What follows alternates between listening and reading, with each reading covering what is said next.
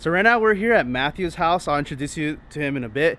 He actually has his own wrapping company where he wraps cars and stuff, and I want to give him a shout out because I believe he does really good work. Jesse actually gave me the recommendation for that. Thank you so much, Jesse, because he's actually done a really good job, and he just finished one of them up, and I'm going to show you guys what it looks like. His company is called Reimagined Wraps. I'll leave a description down below, and I'll put it here so you guys can see. Go check out his stuff. It's really awesome. So let me show you what he did so far. All right, so hopefully the sun's not too bright, but there's the sticker. He already put it on. It just looks so clean. It looks OEM. Like that was a sticker that should have came on the black truck. It's just perfect. And we were talking earlier, and Matthew was actually saying it looks more modern, the truck, than it did without the sticker, and I agree with him. It just looks so good. So we're gonna go ahead and show you how we did it. We're gonna walk through the process on the other side, and he's gonna I'm gonna ask him questions. He's gonna tell you what's his thought process. What's up, guys? My name is Matt with Reimagined Wraps. I do custom decals, installation of aftermarket parts. I do full vehicle wraps. I do hoods, trunks, roofs. I can do pretty much whatever you want with vinyl. And you have a pretty cool WRX with like a military scheme, and we'll show you that in a bit. It looks pretty cool. So let's walk them through the process real quick on what's going on here. Of course. So right now, the whole dilemma is like lining it up to make it look clean, right? Yep. So what's your thought process on making it line up so it looks OEM? So first off, we tried to measure from the top of the bed right here down to the sticker, but there's a body line right here, and it completely just throws the whole measurement off. Okay. So what we did is we got about an even measurement. We did about 5.5 on each side over here, and that got us a base about how high, you know, up and down where we wanted it, pretty much. Okay. And from there, we got the left and right by, you know, you just look at it. We could see, because the TRD itself, right, the T is in the front on this side, the T is on the back on that side. So they're not going to be equal at all because they're completely flipped. Right, right. So pretty much we're just eyeballing it from that point. I mean, we look from the side, we look from far, up close, front, back, and we like where it's sitting right here. Because like he was saying earlier, we did discover, when I was attempting to do it myself, I was measuring from the top of this plastic down, and like it was off. And like he said, because of the line, right, or something? Yeah, the body line right here. Just throws the measurement off, yeah. Okay, so yeah, so you kind of have to like measure, get you in the ballpark, and then kind of eyeball it from there, right? And one thing also is the truck, when it's lifted, the front of the truck is a little bit lower than the back. Okay, let me get that shot. Okay, yeah. The front of the truck's just a little bit lower than the back, so when you're lining it up and we're trying to make it straight, you got to kind of angle it just a hair to make it look straight with the actual truck, the way it sits. Let's get into a little bit like the whole sticker, because I noticed you had a technique with the sticker. Can we talk about that? Of course. With the sticker, before I put it on, you have your backing paper, you have the front piece of paper right here, the transfer paper, and then the sticker itself. So what I like to do is center it right here. I put a piece of tape down the middle so that anchors the center of it. So we have everything lined up. We agreed that this is where we like it, this is where we want it. So then I peel up the one side of it and see how it's held still with that centerpiece. Okay. So that's kind of a little trick I like to use with them. Then I'll peel the transfer paper. You got to do it slowly to make sure that the sticker sticks to the transfer paper. And then I'll get a piece of tape real quick. Let me get my cutter. What kind of cutter is that? Is that what this is for? It's called a schnitty, yes. This is actually for like vinyl and backing papers, cutting through vinyl. It has plastic all the way around it. The blade is completely enclosed. That way you can't scratch someone's paint. Can I get a close-up of that real quick? Of course. Just hold it. What's it called again? A schnitty. A schnitty. Is that something you can buy on Amazon? Yeah, I actually got this on Amazon. They call them all kinds of different things, but just like a vinyl cutter. Okay, cool. Cutting tool. So then I'll cut the backing paper here. Get it out of the way completely. And then I can grab the sticker and lay it back down. You want to go from the center outwards.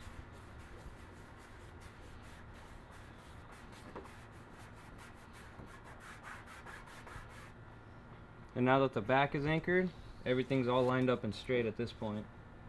Another thing I want to mention too is like, who knows how old this sticker is, because it came off of like the first gen Tacoma, so it's been sitting in a shelf somewhere for so long. And they actually still look pretty good. They don't look bad. I guess they're in a box and air conditioning, so nothing should really happen to them. But I just like the way this one looked. I felt like the 3rd gen one was way too big, and then the one that came on the 2nd gen was a little too small, and the 1st gen was like the perfect size in my opinion. And I love the color scheme of it, and I loved the size of it.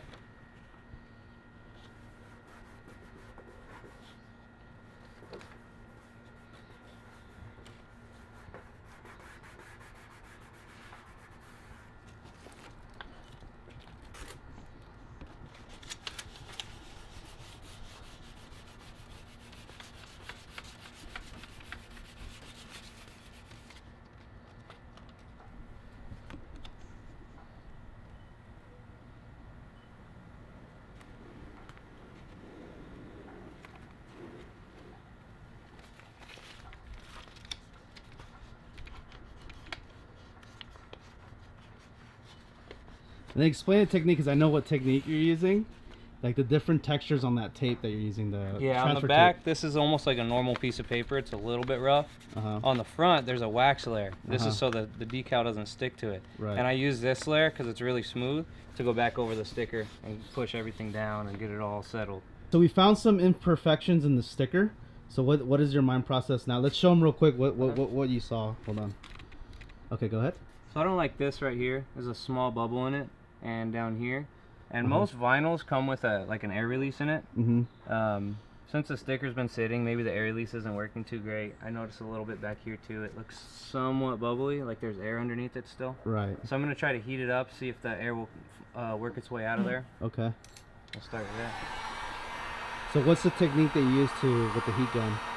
Just going over it. I'm very familiar with the heat gun. I'm using it a lot, so I know how much is like too much. You can definitely burn a hole through the sticker, but just going over it with it on max heat. So when you go over it, what does it do exactly? Does it stretch the sticker? Does it push air out? Like what No, happens? it's just it's like allowing it to cure pretty much. Oh, okay, it's just allows it to cure and work the air out of it. Oh yeah, I already see a difference. Yeah.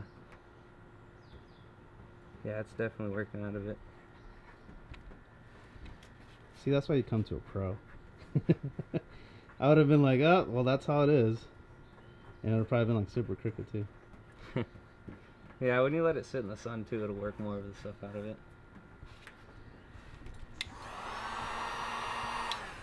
Yep, there it goes.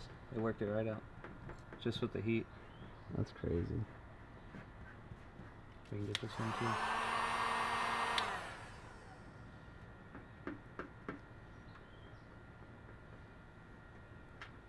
And it's a 3M too. I looked at the backing paper, so it should definitely have like an air release in it. So right now we're checking out Matt's WRX. I'm assuming it's STI or WRX? Yeah, it's the STI. What year is it? It's a 05. 05?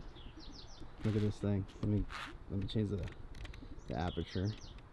The wrap in person looks really good. I'm not gonna lie. So what kind of like wrap is this? Like camo or something? Avery printed wrap. Yeah, it's a camo. Was so it? They actually print it for you, and then when you buy it, you can buy it as long of a roll as you need. How long does something like this take? Like how many days are you working on it? That's probably about a week and a half. Wow. Yeah. My car took me a little bit longer, more like closer to a month, because just working in between everybody's appointments and stuff. But if you could sit down, because this is like your part-time hustle, right? Yeah, I do this after work and on the weekends. So like if you could sit down, like how many man hours do you think that would be? Like probably like 3 days. I'd probably do about 3 days to get a full car done. So like 3 8-hour days? Yeah. Yeah? Let me give you guys a walk around. And I'll show you the interior, because you say you just did the interior too. And I bet you guys on the channel are loving this, because I haven't done any like tuner content in a long time. So you were saying that the interior is a little hard to do? Oh yeah, interior pieces are a lot smaller. There's just a lot of really small grooves and getting around all the vents and all that stuff. It takes more time. So it's like the same color, like that camo? Yeah, it's got the camo, and then I made sure it matched from the whole thing through from the bottom. The camo all matches. And oh, I see. How many pieces is that centerpiece right there? There's 3 pieces on it. There's a top piece right here for where the vents go, and then one around the radio, and then one around the shifter. So in between all the pieces, I made sure that the camo continued, and it was a continuous pattern through it all. Oh, it's like a match. So you had to like go through it and revise like what pieces I can use. Exactly. Okay, cool. It takes more time, but it looks good. It looks really good. So that's like time consuming. Oh, it's very time consuming, yeah. So you were saying that like all like the door, like, because you got to think there's not just one piece. It's like you got a compartment. So like this camo is like matching. If you can see here, it's like gray, dark gray, and then it changes, and like you have to go and like find those pieces, right? Yeah. Well, usually I'll do one like large piece across the whole side, and then you have to cut in between each panel and everything to make sure it all lines up. Oh, okay. And I'm sure they're gonna ask me like, what have you done like power mods? Not too much, to be honest. It has a couple like little things. Yeah. Yeah, I keep it pretty much stock. In California, it's a risk all the time. No 85? No. I want to go crazy on it though. I want like 450 of the wheels. Yeah. It's fun, man. I had my Evo on E85. It's such a blast. So I just want to do a quick recap. So the video originally, I had footage where I actually took the stickers off and removed it and prepped it before I took it to get the new stickers installed. But I actually deleted that footage on accident, and I feel so dumb about it. I'm so sorry, guys. And that was gonna like the main point that I wanted to show. But at least I got some footage where you guys can see, you have an idea of how it goes on, and you can see, because there's nothing online that I saw where they're using the first gen TRD off-road sticker, which I think is the best size for the second gen Tacoma. It's been about maybe 2 months now since I installed the sticker, and I wanted to show you that all the air bubbles and all the imperfections are gone.